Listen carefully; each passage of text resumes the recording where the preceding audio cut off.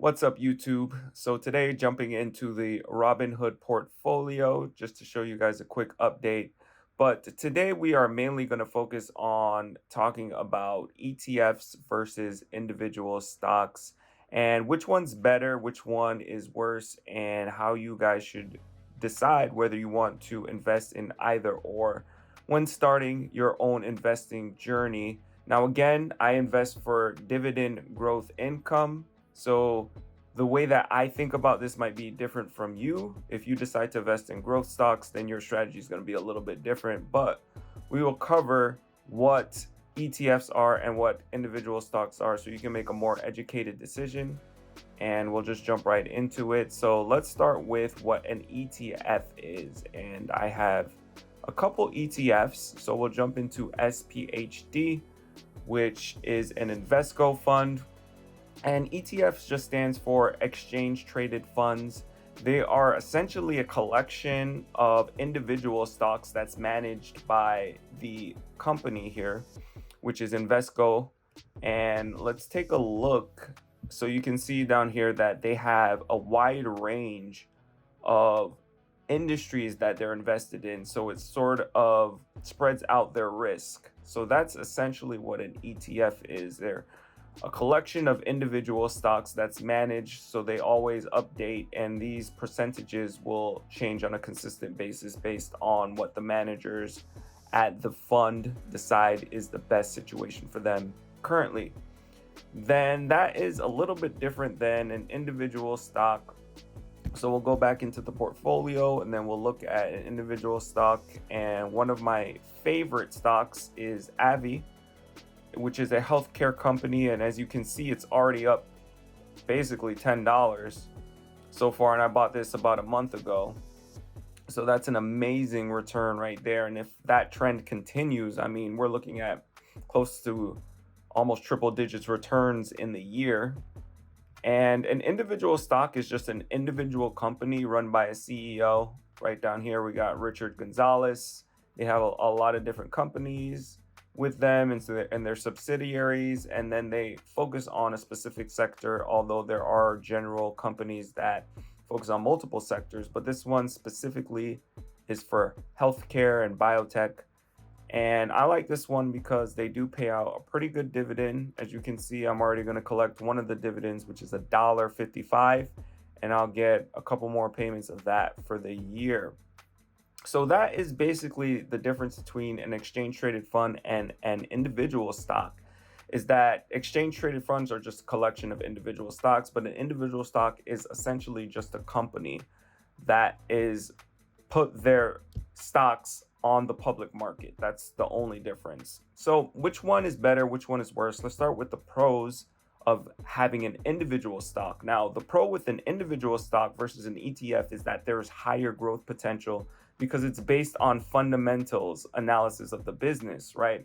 So if a manager is or a CEO is able to increase the value of the company, then the stock itself will increase higher rather than an ETF where it's basically a collection of stocks. So it's tracking the market. It's more of a technical analysis.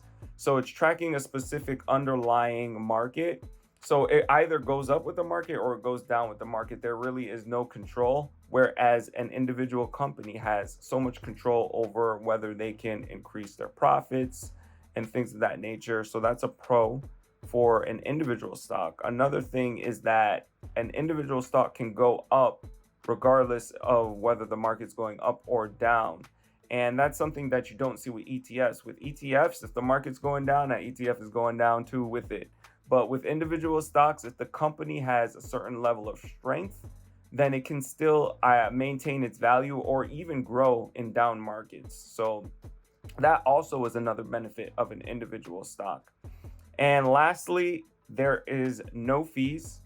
So with an individual stock, you don't get any fees associated with it. So with an ETF, there are fees because it is an actively managed fund. So you have to pay the managers there. So they take a little percentage out of your money. So it's very important to look at the fees associated with ETFs, and you want to get as low cost fees with ETFs as you can. And then Again, since we focus on dividend growth investing on this channel, with individual funds, their dividend can grow based on the fundamentals of a company. So if a company has cash on hand, then they're able to pay out dividends and grow that as much as they want. Whereas an ETF, it's simply based on the companies that they buy, and they can grow their dividend, but it's growth in comparison with what other companies are doing. So it's very capped, it's very limited in what it can do. But with individual stocks, the growth of a dividend can actually go up as much as 15 to 20% in a year, which is truly amazing. And that's what we're looking for when it comes to dividend growth investing. So, which ones should you choose for yourself? Honestly, if you are someone who doesn't want to do all the research associated with looking at individual stocks, then ETFs might be a safer, more simpler option for you. It simply tracks the market. So if the market's going up, you know your money's going to go up. And if the market goes down, you know it's going to go down. So it's very simple. You don't have to do a lot of research. But if you're someone like me who wants to become more of an active investor and you want to increase dividends and get paid that way, then individual stocks are the way to go. Now, I do have both, but my portfolio is going to be focused in terms of asset allocation on individual stocks. So I'm going to put 70% of my assets into individual stocks, and the rest will go into ETFs or cash. And then that way I can have a little bit of balance, a little bit of flexibility. And the things that I like with ETFs is that they do have monthly payouts. So there is the dividend, the ETF that I'm going to show you right here. Once we go back, these ETFs pay out dividends monthly. So SPHD, JEPI, they all pay out dividends monthly. I think I got one from this fund recently, which was 15 cents. Let's see if it pops up in a history. All right, so I guess it's not going to pop up in the history here. But I got a dividend payout of 15 cents from them, and I'll be getting that every single month. And that's why I like having ETFs, because it's very diversified in terms of its payouts.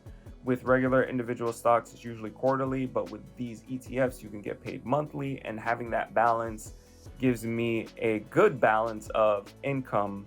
Then I'm not having to wait every 4 or 3 months just to get paid out. So again, I hope you guys found some value in this video, deciding whether you want to invest in ETFs, which is a little bit more safer, or individual stocks, which have more upside.